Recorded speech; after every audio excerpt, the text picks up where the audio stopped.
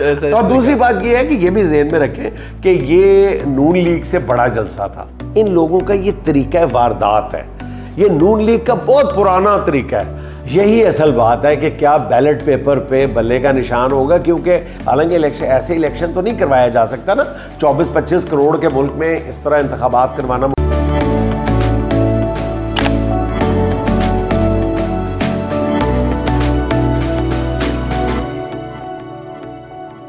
बिस्मिल्लाहिर्रहमानिर्रहीम, अस्सलाम वालेकुम ख़वातीन और हज़रात, मैं हूँ आपका जुनैद सलीम और आप देख रहे हैं इंसाफ डिजिटल।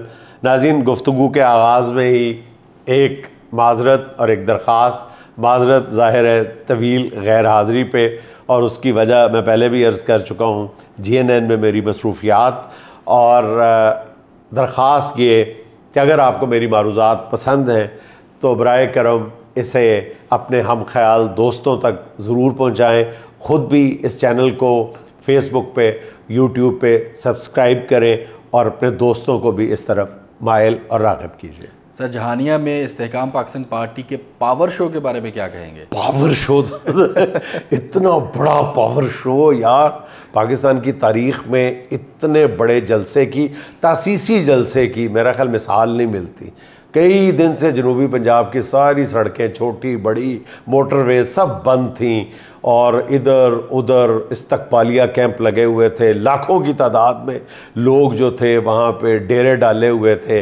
बिल आखिर अल्लाह ताला ने खैर खैरियत रखी और ये जलसा अपने इख्तिताम को पहुँचा। सर, 1000-1200 बंदा था सारा और वो भी अपना नहीं था वो शेख साहब, वो भी अपना नहीं था। मुझे शेख साहब वाली बात याद आ जाती है। एक शेख साहब का बेटा जो है ना, वो अपनी गर्लफ्रेंड को खाना खाने के लिए लेके जाता है, तो वापसी पे शेख साहब पूछते हैं कि बेटा कितने पैसे लगे? तो वो बेटा कहता है अब्बा जी 7,500 रुपये। तो अब्बा कहता है, शेख साहब कहते हैं उस 7,500 रुपये लगा दिए? तो बेटा कहता है अब्बा जी उसके पास थे ही इतने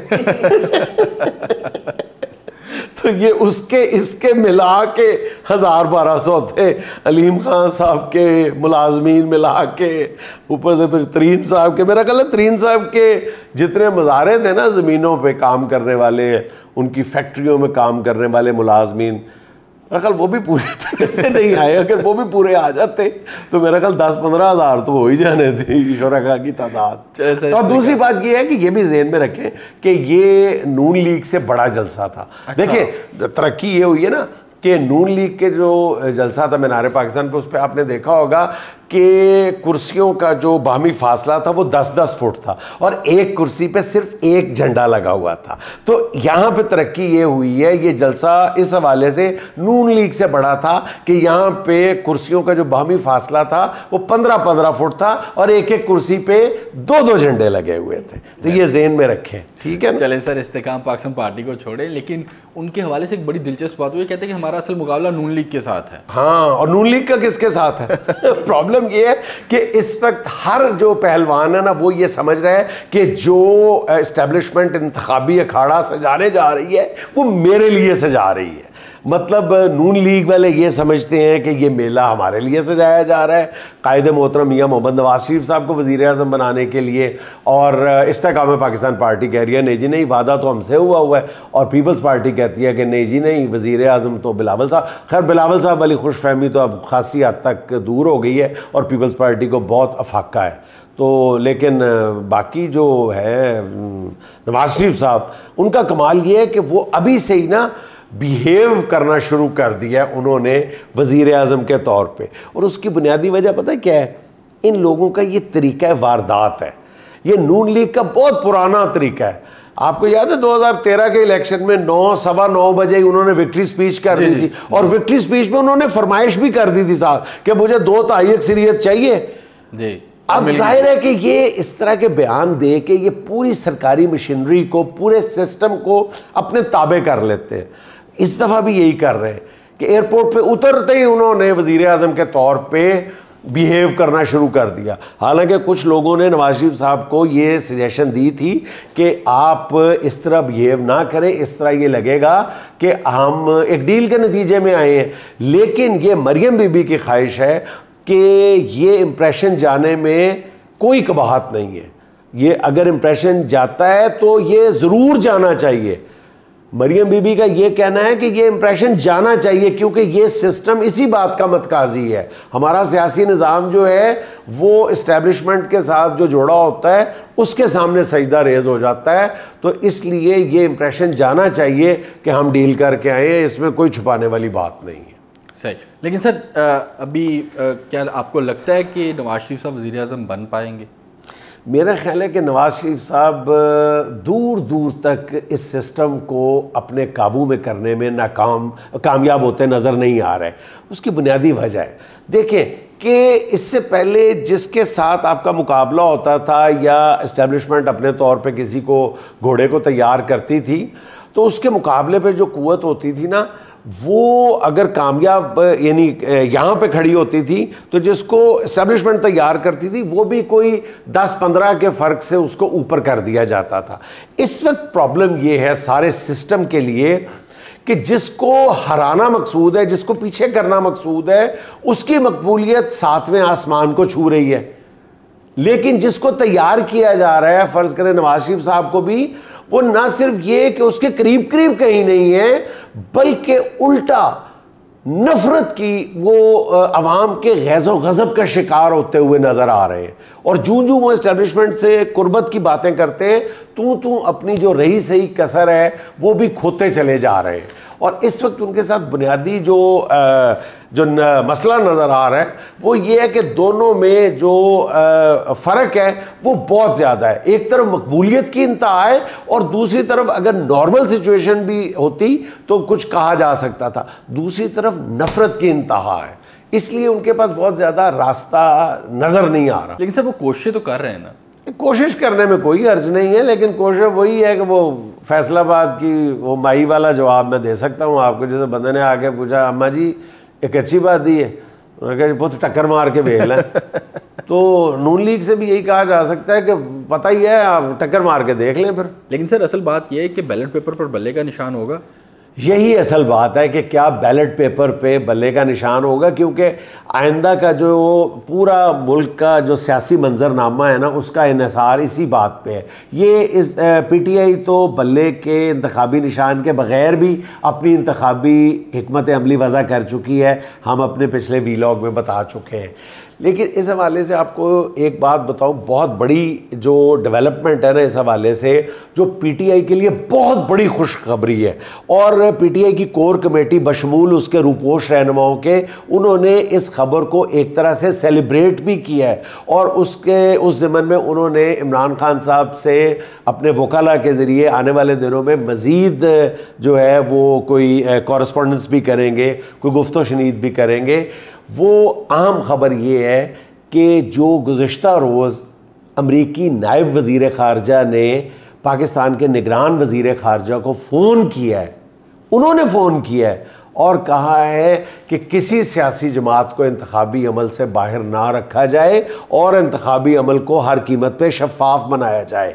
बरतानवी वज़ीर ख़ारजा ने भी हमारे निगरान वज़ीर ख़ारजा को फ़ोन करके यही बात कही है।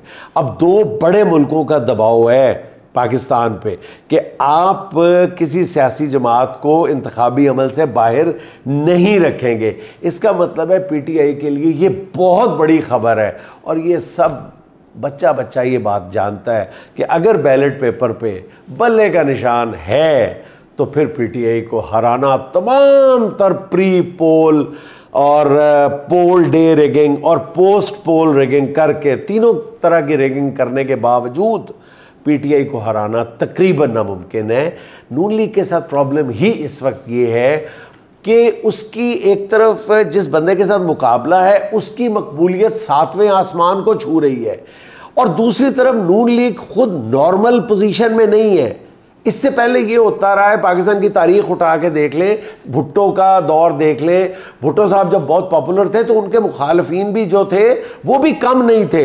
भुट्टो साहब अगर 60 पे थे, अगर नॉर्मल देखा जाए, या 55 पे थे, तो पाकिस्तान कौमी इत्तेहाद जो था वो 45 या 40 पे था। जब बेनज़ीर साहिबा अपनी मकबूलियत की मेराज पे थी तो उनके मुखालिफिन वो भी एक मकबूलियत के एक दर्जे पे फाइज थे। जब मियाँ मोहम्मद नवाज शरीफ साहब जो थे वो मकबूलियत की मेराज पे थे तो उनके मुखालिफिन जो थे वो भी कंसिडरेबल हाइट पे खड़े थे। अब प्रॉब्लम ये है कि इमरान खान साहब तो तमाम रुकावटें फलांगते हुए फिनिशिंग लाइन की तरफ जा रहे हैं, ठीक है, लेकिन दूसरी तरफ उनके मुखालिफिन जो है वो नॉर्मल कंडीशन में नहीं है जिसके वो मतलब आमतौर पर क्लेमेंट है, वहां पर भी नहीं खड़े बल्कि बहुत नीचे गिर चुके हैं। एक तरफ उनको ऊपर उठाना और एक तरफ यहां से दूसरी जो मकबूल तरीन पार्टी है उसको नीचे लाना, एक ही वक्त में दो काम करना मुश्किल नहीं तकरीबन नामुमकिन नजर आ रहा है। लेकिन सर दूसरी तरफ इलेक्शन कमीशन ने इंतखाबात की तारीख देने की भी तैयारी कर ली है। हाँ, आप देखें ना, नून लीग के साथ भी प्रॉब्लम यही हुई है कि नून लीग कल बहुत खुश थी इस बात पे। जाहिर है इलेक्शन कमीशन ने नून लीग से कंसल्ट किए बगैर तो नहीं डेट दे दी होगी ना, तो वो 28 वो चाहते थे कि जल्दी जल्दी में ये सारा काम हो जाए कि जल्दी इमरान खान के खिलाफ फैसले भी आ जाएं और इसी छीना झपटी में हम इलेक्शन करवा लें। हालांकि इलेक्शन ऐसे इलेक्शन तो नहीं करवाया जा सकता ना, 24-25 करोड़ के मुल्क में इस तरह इंतखाबात करवाना मुमकिन नहीं होता। लेकिन बहरहाल वो नून लीग ने फौरी तौर पर सेलिब्रेट तो कर लिया। उसके बाद फिर ये नई सूरत हाल सामने आ गई कि दो बड़ी ताकतों ने, दो बड़े मुल्कों ने कहा कि जनाब आप किसी सियासी जमात को इंतखाबी अमल से बाहर नहीं रखेंगे, तो उसकी खुशियों पे सारी पानी फिर गया, ठीक है ना। तो ये वही हिसाब है कि जल्दी खुशी नहीं मनानी चाहिए, नून लीग वाले जल्दी खुशी मना लेते हैं। मुझे वो बंदे की बात याद आ गई कि बीवी शौहर से कहती है कि लाड से बड़ी कहती है कि अगर मैं आपको 4-5 दिन तक नज़र ना आऊँ तो आपको कैसा लगेगा। तो बंदा बड़ा खुश होता है, फौरी तौर पे खुशी मनाता है, कहता है कि मुझे बहुत अच्छा लगेगा और तुम चाहो, उसके मुंह से निकल जाता है बेचारा। अभी भी एक्सपेक्ट कर रही होती है कि कहेगा नहीं मैं नहीं रह सकता 4 बार, बंदे के मुंह से खुशी से निकल जाता है कि नहीं नहीं मुझे बहुत अच्छा लगेगा अगर तुम मुझे 4-5 दिन तक नज़र नहीं आओगी। तो फिर यही हुआ, जुमेरात को भी उसको बीवी नज़र नहीं आई, जुमे को भी नहीं आई, हफ्ते को भी नहीं आई, इतवार को भी नहीं आई। पीर को जब उसके चेहरे और आंखों की सोजन कम होना शुरू हुई तो फिर उसको बीवी नजर आई। यानी आप ये कह रहे हैं कि मियां साहब और नवाज नून लीग को भी थोड़ी देर बाद जब उनकी आंख की और चेहरे की सोजिश कम होगी ना नून लीग को, तो फिर उनको नजर आना शुरू होगा, असल हकीकत नजर आना शुरू होगी। लेकिन सर फिर नून लीग कैसे मैदान खाली करवाएगी, क्योंकि जीतना तो उन्होंने है। वो सुंजियां हो जान गलियां विच मिर्जा यार फिरे, तो मिर्जा यार अकेला फिरना जो है ना वो तकरीबन नामुमकिन नज़र आता है। अब मतलब देखिए मैं बार बार यही कह रहा हूँ कि ये 2023 है, ये 1900 नहीं है, ये 2003 नहीं है। जब भी आप पिछली जितने भी आप ऐसे मराहल उठा के देख लें उनमें से ये कोई तारीख भी नहीं है। ये 2023 है, बहुत कुछ बदल चुका है। इंतखाबी अमल से इस तरह आप अपनी मर्ज़ी के घोड़े दौड़ाएं और अपनी मर्ज़ी के घोड़ों को उठा के बाहर निकाल के फेंक दें, ये इतना आसान नहीं रहा। इसके लिए कोई फाउल प्ले ही करना पड़ेगा। और वो आपको अगर आपने वो सुना हो कि एक बंदा किसी रेस्टोरेंट में जाता है ना तो देखता है, उसको भूख बहुत लगी होती है, देखता है कि सारी टेबल्स भरी होती हैं और लोग भी वहाँ पे बहुत बाहर भी अभी इंतज़ार में खड़े होते हैं। वो सोचता है कि टेबल कैसे खाली कराऊँ। वो जाके ना ऊंची आवाज़ में ना मोबाइल अपने कान पे लगाता है खाली और ऊंची आवाज़ में कहता है भाभी यहाँ पे भैया किसी खातून के साथ बैठे खाना खा रहे हैं। बस ये वो कहता है कि 16-17 जोड़े जो है ना वो खाने छोड़ के ना वो रेस्टोरेंट से बाहर भाग जाते हैं, वो फिर आराम से बैठ के खाना खाता है। तो अगर खाली करवाना है मैदान तो इस तरह फाउल प्ले करना पड़ेगा। सर इसी के साथ आज की छोटी सी बात भाईजान ये है कि अगर लड़का मुँह धो रहा हो तो समझ लें उसने कहीं जाना है, और अगर लड़की मुँह धो रही हो तो समझ लें कि उसने अब कहीं नहीं जाना। नाज़रीन खुश रहें, खुश रखें। आपसे मुलाकात होगी इंशाअल्लाह अगले व्लॉग में। अल्लाह।